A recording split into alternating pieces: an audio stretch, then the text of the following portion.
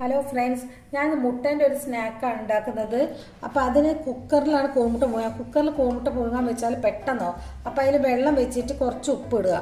എന്നിട്ട് 3 കോഴിമുട്ട ഇതിൽ പുഴുങ്ങാൻ വെക്കുന്നുണ്ട്. ഒരു 2 വിസിലേ വരും. മറ്റു പാത്രത്തിലാകുമ്പോൾ നേരം ഒരുപാട് നേരം നമുക്ക് തിളച്ച് കുറേ നേരം ഗ്യാസ് പോകും. ഇതാകുമ്പോൾ ഒരു 2 വിസിൽ വരുമ്പോഴത്തേക്ക് കോഴിമുട്ട വേവും. അപ്പോൾ ഇതൊന്ന് പുഴുങ്ങട്ടെ. ഇത് വളരെ എളുപ്പമാണ് ഉണ്ടാക്കാൻ. ഈ മുട്ട പുഴുങ്ങുന്ന നേരം കൊണ്ട് കുറച്ച് തേങ്ങ, ജീരകം, നമ്മൾ ചമ്മന്തി പൊടിക്കുന്നില്ല അതുപോലെ കുറച്ച് പൊടിച്ചെടുക്കുക. പൊടിയാതെ കുറച്ചൊന്ന് അരയണം.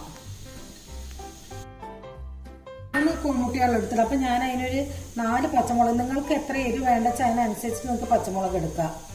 ഒരു 3-4 ചെറിയ ഉള്ളി എടുത്തിട്ടുണ്ട്. ഇനി ഇതൊന്ന് അരച്ചെടുക്കട്ടെ. കുറച്ച് ഉപ്പിടണം. ചമ്മന്തി ആക്കി വെച്ചിട്ടുണ്ട്. ഇനി കുറച്ച് മൈദപ്പൊടി എടുത്തിട്ട് അതിൽ കുറച്ച് മഞ്ഞൾ ഇടുക. എന്നിട്ട് ഒരു നല്ലൊരു ബാറ്റർ ഉണ്ടായി, ഒരു തിക്കായൊരു ബാറ്റർ ഉണ്ടാക്കി എടുക്കണം.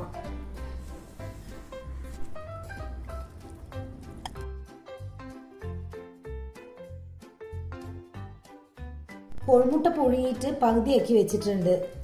ഇനി ഒരു ചീഞ്ചട്ടി വെച്ചിട്ട് വെളിച്ചെണ്ണ ഒഴിക്കുക. എളുപ്പം പെട്ടെന്ന് ഉണ്ടാക്കി കഴിയുന്നൊരു സാധനം അത്.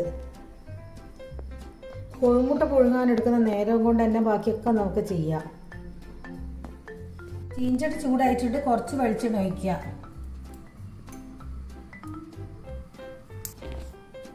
ഈ കോഴിമുട്ട എടുത്തിട്ട് കോഴിമുട്ടയിൽ കുറച്ച് ചമ്മന്തി ഇങ്ങനെ വെക്കുക. ഇതിന് മാത്രം കണക്കാക്കി വെച്ചാൽ മതി, കൂടുതലായി പോവരുത്.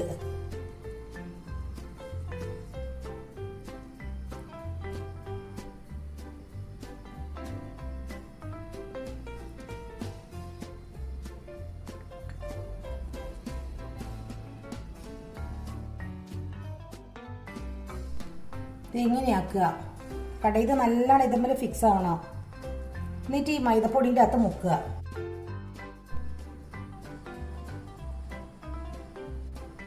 വെളിച്ചെണ്ണ പൊരിക്കുക.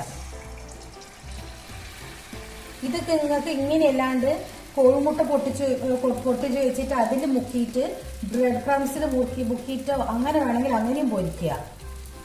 ഞങ്ങൾ ഇങ്ങനെയാക്കല്.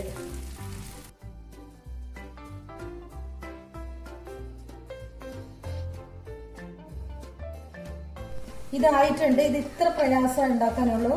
ഇത് നമുക്ക് സോസ് കൂട്ടിയിട്ടോ അല്ലെങ്കിൽ പച്ചച്ചട്ടി കൂട്ടിയിട്ടോ എങ്ങനെയും കഴിക്കാം. ഇതുപോലെ എല്ലാവരും ഒന്ന് ഉണ്ടാക്കി നോക്കുക. ഇഷ്ടപ്പെട്ട ലൈക്ക് ചെയ്യുക, കമന്റ് ചെയ്യുക, ഒന്ന് സബ്സ്ക്രൈബ് ചെയ്യുക.